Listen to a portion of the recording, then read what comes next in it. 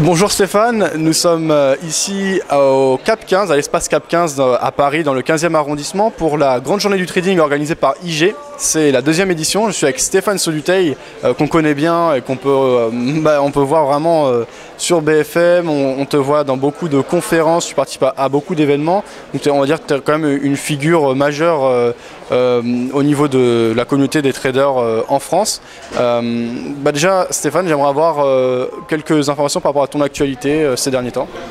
Pas vraiment d'actualité, hein, toujours du trading pour compte propre, l'administration de la SICAV Reactor 7 et puis la petite nouveauté ici, c'est qu'on travaille de plus en plus sur des algorithmes de trading tant sur les marchés de futurs que maintenant sur le marché du Forex.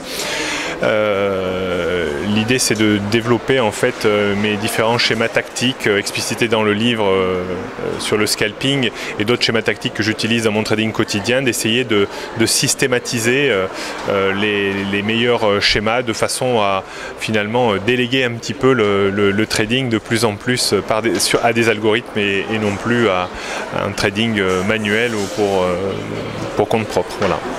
Effectivement, c'est un peu ce qui ressortait tout à l'heure lors de ta conférence, hein, cet aspect plus automatique des stratégies. On pourrait y revenir. Avant ça, tu as évoqué la SICAV Reactor 7. Quelles sont les performances pour le moment sur l'année ? On est à plus 5 depuis le début de l'année, donc on est un peu en retard sur le CAC pour la simple et bonne raison, c'est qu'on a accompagné la hausse du CAC, mais on était sous-exposé, donc on a une performance relative moins importante par rapport à celle du CAC, et on attendait bien entendu des consolidations pour essayer de renforcer un petit peu notre encours sur des phases de correction de marché, et malheureusement le marché est très directionnel et donc ne corrige pas, donc pour l'instant on est un petit peu en chasse-patate entre guillemets, entre notre performance et celle du CAC, en espérant qu'on ait un petit trou d'air d'ici la fin de l'année pour qu'on essaye de recoller à la performance de l'indice en cas de rallye de fin d'année. Très bien, alors ceci dit, ça reste une performance positive et tout à fait honorable.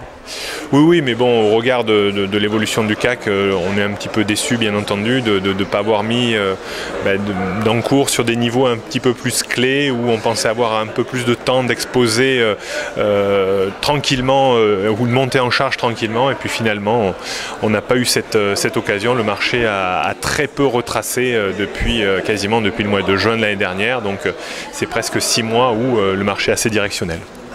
Très bien. Alors, je pense que c'est utile de préciser que dans le cadre de la SICAV, il y a plusieurs obligations, notamment le fait d'une obligation d'un certain pourcentage d'achat d'actions, je crois même d'actions françaises, si je ne m'abuse. Donc c'est quand même assez restreint et je pense que c'est bien différencié du trading que tu fais pour ton compte propre. Ah oui, c'est clair que la gestion d'une SICAV est plus lourde, hein, bien entendu. On a des contraintes qu'on n'a pas en trading. On ne peut pas travailler avec des effets de levier. On ne peut pas mettre plus de 20% sur un même produit.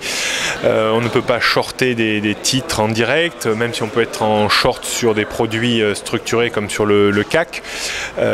Donc tout ça également fait qu'on est un petit peu moins performant qu'en tant que trader où on utilise parfois des effets de levier qui sont de 5, 10, 15. Donc on peut avancer bien entendu plus vite, mais les outils également sont complètement différents, ce sont des horizons de temps de gestion complètement différents, donc c'est très difficile d'opposer ou d'essayer de comparer même les deux horizons d'investissement. Oui.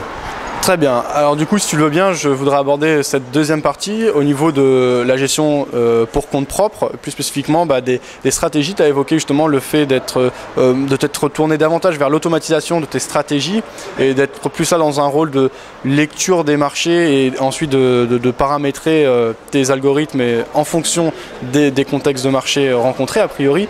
Est-ce que tu peux nous en dire plus sur ce choix et sur ces avancées ? En fait, c'est quelques situations récurrentes de marché qu'on a cherché à coder parce que j'ai énormément confiance dans ces phases de marché. L'avantage, c'est que ce sont souvent des choses qui sont assez simples, donc assez faciles à coder. On a éliminé, bien entendu, tous les degrés de liberté ou les cas particuliers de façon à ne pas alourdir le codage ou pas à créer une usine à gaz qu'on ne maîtrise pas. Parce que ce qui est très important quand même, dès qu'on commence à coder des algorithmes, c'est de rester maître du code, de savoir à tout moment pourquoi quoi le robot prend ou prend pas, de façon à le surveiller bien entendu et éventuellement à améliorer les séquences de pertes, parce que quand il perd, il peut créer de la récurrence dans les pertes, et donc on peut essayer de trouver cette récurrence pour coder de nouveau, ajouter quelque chose au codage pour éradiquer ces situations de perte, comme étudier les situations de gain pour essayer de voir si on a les meilleurs réglages au niveau du money management et de la gestion de position. C'est un travail un petit peu très laborieux, de fourmi, mais qui est très intéressant, parce que l'avantage d'un algorithme, c'est qu'il travaille à une fréquence bien supérieure à celle d'un humain. Il peut même travailler la nuit sur certains marchés, donc c'est d'autant plus intéressant si on arrive à avoir des modèles qui sont pérennes dans la durée. Ça permet de faire du trading encore plus pour le plaisir à titre personnel, et ça permet d'avoir un robot qui n'est pas soumis au concept émotionnel comme tout à chaque trader. Voilà. Très bien. Enfin, je voudrais évoquer Technibourse, donc le site sur lequel on peut retrouver justement ton actualité, tes projets. Également, tu donnais des formations, je sais pas si c'est toujours d'actualité. Et est-ce que justement, on peut en savoir plus à propos de ces stratégies? Est-ce qu'on peut en profiter ou c'est purement pour compte propre? Alors, c'est vrai que tout ce qui est trading intraday, en fait, ne transpire pas sur Technibourse. Le site va être un petit peu rafraîchi début 2014 avec une grande partie en accès gratuit, notamment dans l'analyse du CAC 40 tous les matins, l'analyse de l'euro-dollar, du Standard & Poor's. Donc ça sera une nouveauté pour les gens qui passeront sur Technibourse. Alors effectivement, je fais quelques formations, surtout individuelles pour le moment. Je trouve ça beaucoup plus pertinent, on s'adapte plus aux besoins de chaque personne.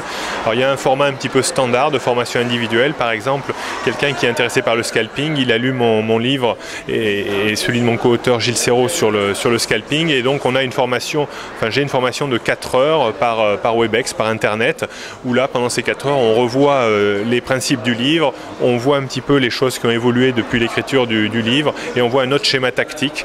Donc ça permet aux personnes d'asseoir vraiment tous les concepts du livre, et puis d'aller un petit peu plus loin.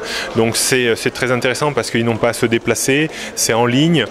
Bien entendu, c'est une formation individuelle avec moi en personne, donc pour un coût qui est assez, je dirais, maîtrisé par rapport à une formation individuelle qui est de 799 € pour 4 heures de formation. Très bien, eh bien, merci pour toutes ces informations Stéphane. Est-ce que tu voudrais ajouter quelque chose? Non, pas vraiment. Je souhaite une bonne fête de fin d'année puisque ça approche à tous les gens qui nous écoutent. Merci Stéphane.